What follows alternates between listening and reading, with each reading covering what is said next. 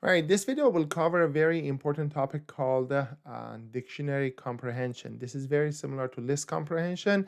It's almost identical, so let's just learn it through a few examples. What I'm going to do, I'm going to create a dictionary that its keys are numbers from 1 to 5, and its values are square of those numbers. All right, so I'm going to say k colon k to the power of 2, right? For k in a range of 1 to 6. That's it. All right. Oh, there we go.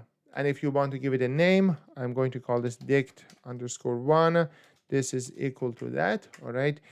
Dict underscore 1 is going to be 1, 1, 2, 4, 3, 9, 4, 16, and 525.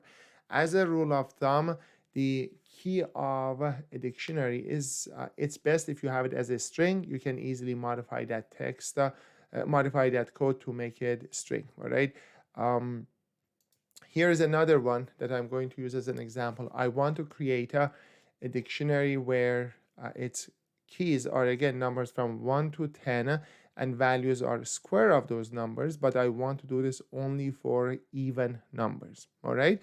So you see that we are going to have a for and we are going to have if. So let's write that. I'm going to say k to the power of 2 for k in range of 1 to 11 if k remainder of dividing k by 2 is equal to 0. You see that I put if and for they all in one line. All right.